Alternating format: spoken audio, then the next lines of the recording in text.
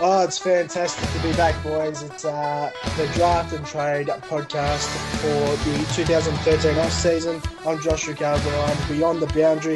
Nick, Vinay, how are we, boys? I'm great. How are you, Josh? Yeah, good, thanks. Vinay, how are you? I'm going very well, Josh.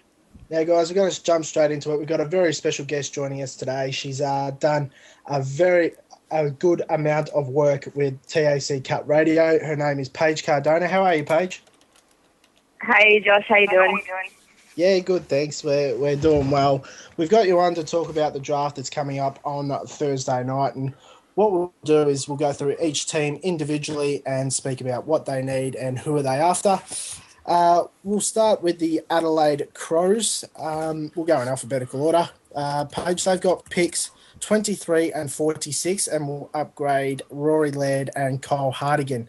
What are they after?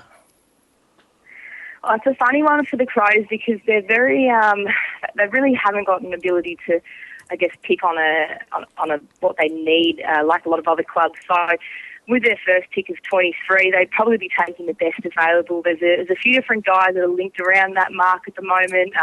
Trent Dumont, if he's happy or if they're happy to see him slide there. Obviously, Malcolm Carpenter has really had a strong second half of the year, and the ideal scenario here at pick 23 would to see Matt Crouch join his brother Brad at the Crows. Okay, very nice. Yeah, I have heard a bit about Trent Dumont and Matt Crouch, and the fairy tale will obviously be to get Matt Crouch to the Adelaide Crows with his brother, but we'll have to wait and see. Nick, you've got Brisbane, I think. What picks have they got? Yeah, Brisbane have got an absolute arsenal of picks in the 20s. They've got 7, 22, 25, 28, 33, 34, and 62 will upgrade Jonathan Freeman. 75 will upgrade Justin Clark. Who are they after, Paige? Look, as you said, Nick, they've got a serious amount of picks there, 6 all up. And with that first selection at pick 7, they're going to go for a mixture of best available meets probably a needs basis. And although it sounds a bit probably not what they need, they're really looking really strongly now at taking Cameron McCarthy, that's probably the second best gun key forward in the draft. So they're looking at him for obviously pick 7, but when we get into the 20s and obviously the early 30 picks that they've got, there is some suggestion that they're going to use 2 of those picks for some key defenders, which is something they're really lacking in to begin with, but there's nobody really of note that demands or warrants that pick 7. So looking there, they'd be really happy to get Jake Cole-Jasny, who's obviously the twin brother of Cade, who's likely to go to the Suns at pick 5. He's someone there that's been really strongly linked to the Lions, but likely to go and join, obviously, Gold Coast too. But a couple of guys like another South Australian, Cameron Giles, who's a key defender and also can play in the ruck and on a wing. He's about 194, 195. And Daniel McStay from the Eastern Rangers, who had an absolutely standout year in the TAC Cup. He's been linked there too. But there's a few other players I really like. I mean, they'd be really happy to see Zach Jones slip down the order. There's a bit of suggestion that maybe, I'm just trying to think who it is. Darcy Gardner would be there as well at pick 30, in the 30s, I believe. He's really starting to slide. So there's a few. They're also kind of hopeful that Hartung might slide too, just to address some speed. But the player that they really like as well is Patrick Cripps, the big 190-centimetre utility from East Fremantle. Gee, they've definitely got their hands full, I reckon, with that amount of picks so early in the draft. They're going to have to hit each and every one of them and get back up to where they were looking like they were going after they lost the likes of Billy Longo and Elliot Yeo to other clubs. Vinay Carlton, personally, I think they need a key forward. What picks have they got? Well, You're not wrong. Oh, sorry, go for it. That's fine. No. Just before the page, they do have quite a few picks. They've got 13, 39, 51, 67, 79, 89.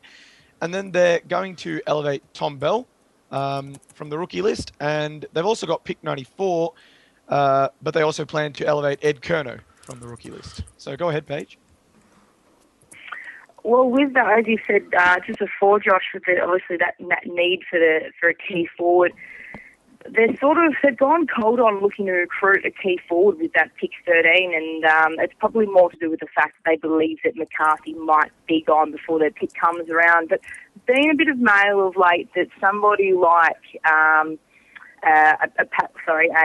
Blake Acres is really firming for that position for the Blues, but Luke Dunstan's someone that's really started to creep back up the radar. And going back 12 months, he was probably, really established himself as a top 5 pick for this year. And it's not probably so much on the sense that that he's not a top 5 pick anymore. It's just the sense that there's been a few players that have actually gone past him. And from a recruiting point of view, there's not a huge amount of development left in Dunstan's game. And that's probably something that recruiters are looking at, I guess, for Carlton specifically in the future, is that he's a fantastic leader. He'll carve out a 200-game career, and he'll be very good at the coalface. And he can push forward a bit like Josh Kennedy can.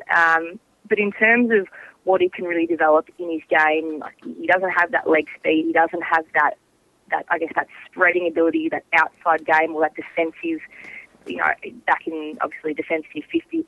Doesn't really have that about his game, but they really love him for that hard-on ball, and he's got something that Matt Crouch doesn't, and that is a huge aerobic pace, and he's actually not a bad kick by foot either, Dunstan, so that's probably why he started to creep up on the radar. But pick 39 for them is a bit interesting as well. James Sicily from the Western Jets, he's a bit of a Nat Fyfe type, and he'll probably start his career in the forward line, but then progress into the midfield. But he's a 186 centimetre athletic freak.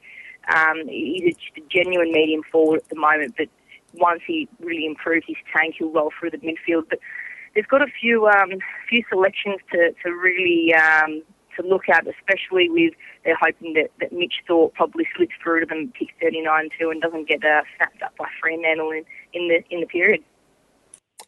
All right, Paige, now moving on to your favourite team, the Collingwood Football Club. Let's try and keep it to 2 minutes or so. The top 10 picks, you must be very excited about that. Yeah, it is very exciting. Derek Hines, he's done it again, hasn't he? He just manages to do very good things with these picks that we'll all wait and see on the night, I guess. But it's sort of hard to detach that draft sense and obviously being affiliated with the football club. It's very difficult, but we'll give it a crack anyway.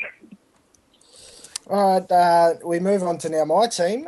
We've put ourselves in a sticky position after what happened in 2012. But, Nick, you've got our picks?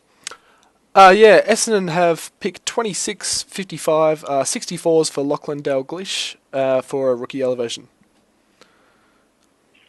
You look at pick 26 there for the Dons, and I really they're in a really strong position, and I think someone like Trent Dumont's going to actually slip to them at pick 26, and that's probably the word that's come of late, and he'll be someone that the Bomber fans will be very excited about. He's a very, very good talent. He's highly regarded over in SA.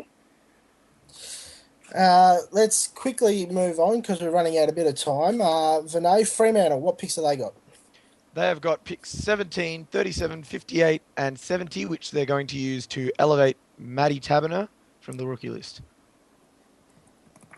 Looking at Fremantle, that pick 17, they look like they're going to use big ruckman come forward now, Michael Ackness from the Eastern Rangers. They look pretty happy with him, but if not, it'll probably be someone like a Zach Jones or maybe even a Darcy Gardner just to stock up their defensive ranks.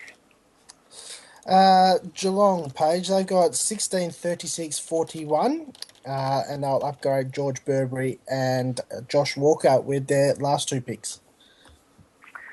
I reckon we're going for another Stephen Wells special here, and I think someone like Blake Acres might be just about that sort of player. Very, obviously, 191, 192, utility type who plays every position very well and has some serious toes. So, a bit of a Pendlebury-like about him, but I think someone like that will be there. Otherwise, Zach Jones, again, highly regarded by the Cats. And Gold Coast, they've got pick 5, pick 20, and pick 27. Who do you think they'll be picking up? Look, I think they're going to end up with 3 Tasmanian blokes. You're looking at Cade Koljazny at pick 5, who's that rebounding defender type they're really after. pick 20 is probably going to be his twin brother Jake. Key defender, just obviously just stocks up the defensive units there. And with pick 27, Eli Templeton looks like he's probably going to head up there as well. And all three of those boys are best mates with Jesse Lonigan, who was drafted to the Suns last year. So not a bad way to recruit some Tasmanian people, I think. Yeah, plenty of talent down there. Speaking of talent, the Greater Western Sydney Giants have picks 1, 2, 14, 29, 48, 72, 73, 81, 91, 95, which they're going to use to elevate Zach Williams, and 97, which they're going to use to take Jake Barrett from the zone selection. Yeah, look, I think 1 and 2 are pretty much the worst kept secret in football. Obviously, Big Tom Boyd and Josh Kelly, who probably could have been a father-son to North Melbourne this year had his father played 34 more games for the Roos before hamstring injuries got in the way. But more importantly, probably looking at pick 14, Lewis Taylor, one of my favourites from the Geelong Falcons, is probably going to end up there. Otherwise, they might contemplate taking Tom Cutler or Zach Merritt around there as a few smokies. But again, into the second round, they'll definitely be looking at Rory Lobbs, although they've got Phillips and Downey that are still on their stocks there. Lobbs probably on their radar now that Sydney have brought in Tom Dietrich as a backup ruckman. Moving on to Melbourne, they've got pick 9, pick 40, pick 57, 82 will be used for Mitch Clisby as a rookie elevation. Yeah, look, pick 9 probably going to end up with one of my favourite players as well, and that's Nathan Freeman. He looks probably Melbourne bound now. He just gives that midfield of the Demons a lot more speed and just adds, I guess, another dynamic to their midfield, which is going to really come on well next year and the year after. So it'll be out of him and his Sandringham Dragon teammate Christian Salem. So he's probably a bit of a Dan Hanbury come a Luke Hodge type that's probably got a few more tricks up his sleeves and a bit more versatility, but I think on a needs basis they'll be taking Nathan Freeman there at pick 9. Nick just decided to jump the gun then and jump over Hawthorn. But yeah, not a big fan of Hawthorn.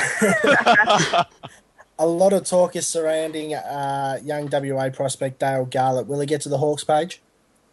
Yeah, look, I tend to agree, and I can probably tell you right now that Dale's going to end up at Hawthorn one way or another. Alistair Clarkson spent the entire year speaking to him weekly on Mondays.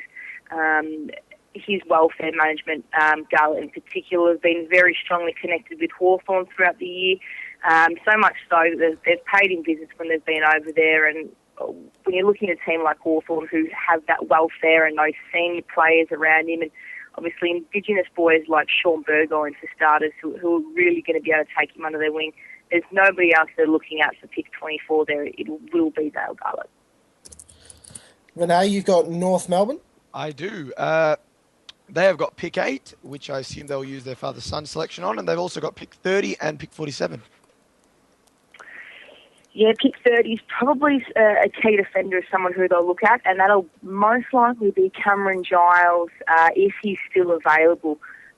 Looks like Tom Cutler and Dan McStay will be taken before those picks, but in the worst case scenario, which is still a very good one, small forward Jay Kennedy Harris, who's shown a lot of ability through the midfield this year too, co-captain the Oakley Chargers, and actually best friends of Luke McDonald, who've been playing junior football together since they were 14. So could be a bit of a fairy tale there, that one. Just before we move on to Port Adelaide, Paige, Luke McDonald, is that a steal at pick 8? I've seen him play at VFL level during the year. Is that a steal at pick 8? I really think that if he wasn't a father-son, he'd be taken somewhere between pick 3 and 8 regardless. He the way that he moves the ball, and it's just the quickness and the speed that he puts on the ball, it confuses defenders. He's just got that innate dashing ability from halfback. He's a legitimate 80 to 100 metre player, so he can play out of defence, which is probably his more preferred and natural position, but he's really strong on a wing, and his outside game is probably something that's going to suit North Melbourne going forward. So they've paid market price for him. And I tell you what, though, if James H goes to Collingwood at pick 10 and McDonald hadn't have been a father-son pick at pick 8, H would have been going to North Melbourne. So they might be ruling West Coast for quite a long time to come. if that's the case. Okay, Port Adelaide, 21, 45, 52 and 68 are their picks in the national draft. Yeah, a couple of interesting plays being linked there. Port Adelaide are really threatening to take Jake Koljazny there at pick 21. Probably the best, if not one of the best, interviewees at the Combine. Really great personality, but his football is just as good. There is, however, that industry knowledge that Jake probably is going to be okay without Cade, but it's not so much the same for Cade. So Port might be looking at that to bring Cade over from Gold Coast somewhere down the line if they pass on him at pick 20 to Suns. But Michael Aptness has been linked there too, but guns from the Murray Bush Rangers, Jarman Impey, he's a small rebounding defender that can play cameo appearances through the midfield, but also is a small forward. He's basically a Chris Yarran clone, so he's a really exciting player. And next up is the Mighty Tigers. They've got pick 12, 50, 66, 78 and 88. And 93 will be used for Ricky Pettard, a rookie elevation. Who are they looking at taking? Yeah, I think for Richmond it's probably more of a best-case scenario on who's left, because obviously when we know Sheed's going to go at pick 11, we know McDonald's there at 8, and then 1 and 2 are already locked away. So it's really going to be, I would suggest, out of someone like a Christian Salem or Ben Lennon that might have been able to slip outside the top 10 and fall into the laps of the Tigers there at 12. So, but look, if both of them are gone, they won't hesitate on pulling the trigger and bringing in Zach Jones from the Dandenong Stingrays, who is obviously the brother of Nathan Jones at Melbourne, but he's just more aggressive, more polished, he's got more speed, and I think somewhere down the line when we compare the two in the future, I think Zach might just have him. So it's a bigger accolade on him, but he's every bit worth it. Moving forward, we've got the St Kilda Football Club, who many reckon will go into a downward spiral in 2014, but they've got picks 3, 18, 19 and 83, which they're going to use on Tom Curran as a rookie elevation. What have you got for us, Paige? Yeah, you're not wrong. It's a really important draft for St Kilda. They're really going to make these picks stick, considering how aggressive they were through the trade and free agency period. But nonetheless, pick 3, Jack Billings, all the mail has been that Billings will be a St Kilda player. But looking at picks 18 and 19, there is some suggestion that maybe Lewis Taylor could be there at pick 18, which is again the latest mail. He'd be a steal anywhere outside the top 15. So he'd be thereabouts too. Trent Dumont, they really love. And probably St Kilda's approach there with Dumont, he's probably an early 20s to a mid-second round pick, but I think they might follow in the footsteps of what I guess Collingwood and Geelong did last year and pay a little bit overs for guys like Tim Broomhead and Jackson Thurlow because of the distance between, obviously, the fact that last year the Pies and the Cats didn't have selections after that. Same again this year for the Saints. They'll happily pay a bit overs for Dumont at 19, but he's very much worth it. So there's a few players around there. Darcy Gardner could be there, which is a bit surprising, and they'd like another developing defender as well. But again, it might just be best available for you. Billy Hartung there too, Jack Jones, Trent Dumont, Luke Dunstan. There's just so many that they could choose from. It'll come down to best available for them, I'd say. The Sydney Swans, Paige, they've brought in 2 players, obviously the big Bud from Hawthorn and Jeremy Laidler, but they've lost 8 in total over the off-season. They've got picks 15, 32, 35, 44, 53 and 69 and will elevate Brandon Jack and Dane Rampy. What are they looking for in the draft? Yeah, it's probably... their depth's definitely gone, so they'll be looking at players who can possibly come in next year is what I'm told. So looking at pick 15, they're really, really strong on for Zach Merritt, who's a brother of Jackson at the Bombers. So he's really crept up into a first-round pick, and obviously at pick 15, that's quite high. Another one for the Sandringham Dragons. So he's thereabouts as well, but they really love Tom Cutler, who unfortunately hasn't played a lot of football this year because of a lot of injuries, but last year was just an absolute star, almost, obviously a first-round starter. But with 32, Jonathan Marsh looks like firming there for the Swans, and funnily enough, he's also the brother of Harry Marsh, who was drafted to the Swans last year. So could be a bit of a family affair there at pick 32, hopefully. And moving on to Vinay's West Coast Eagles, they've got pick 11, 31, 43 and 49, and they'll be upgrading Jeremy McGovern, Jamie Bennell and Simon Turnbridge. Who do you think they'll be going after? Yeah, look, they've got a few needs, the Eagles, because they've lost to quite a few players, but obviously with pick 11, you'd back them to take Sheed, but there is some suggestion now that they may overlook him if someone like Nathan Freeman's available, or even Cameron McCarthy, who had actually become really interested of late.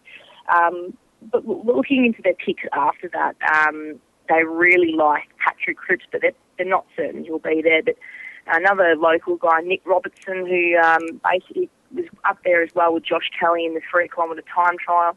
He'll be thereabouts as well, and a bloke called Charlie Cameron, who's a really good small forward who'll really appeal to the Eagles in the late round.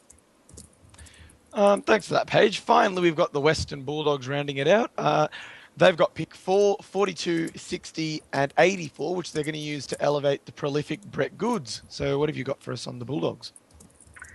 Yeah, the Dogs, big one. Look, they're really going to shape the draft at pick 4 because they've got the choices James Aish or Marcus Bontempelli, and all the latest mail from the Bulldogs is that they're going to take Marcus Bontempelli. They've committed to him now at pick 4, which is a huge turnaround. Collingwood understandably very disappointed in missing out on him, but just means that someone is going to end up with Aish, which is probably going to be Collingwood now. But nonetheless, the Bulldogs probably another interesting one because they don't really have any standout needs apart from that outside midfielder, but they could be looking at Mitch Harvey, who's also a tall forward from South Australia later in the draft, and a guy called Darcy Lang from the Geelong Falcons, who Michael Turner down there, who's been there for 17 years, says that he's a quicker version of Jimmy Bartel. So it's a pretty good accolade to have, and they don't come lightly. So Darcy Lang's definitely on the radar for them. And maybe another small forward they'd be looking at too somewhere as well. Paige, you're an absolute star. You've done heaps of work with Supercoach over the last couple of years. We'll give you a plug at Paige when we post this on our page, but you've been absolutely fantastic. Your work with TAC Cup Radio and all the work you've put into your Phantom Draft has been absolutely astonishing. You're certainly going somewhere, Paige, and I've known you for a couple of years now, and you've certainly come a long way. So I appreciate your time joining us here tonight. It's been fantastic to hear your opinion on each and every club, and we thank you for your time. No, you're very welcome, boys. Happy to be here, and thanks for having me. I'm happy to come on again whenever needed. So enjoy, and I hope the draft was enjoyable for you as it is for me. Yeah, absolutely, Paige. Enjoy it Thursday night. I know you're heading up, but thanks for joining us. We really appreciate it. Thank you very much, Paige. No worries, guys.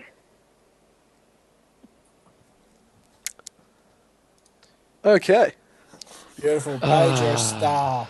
She's gone, I think. No, she hung up. Yeah, she's gone. She's hightailed. Okay. Beautiful. Oh, we've still got $6 left to credit, so we can prank call people if we want.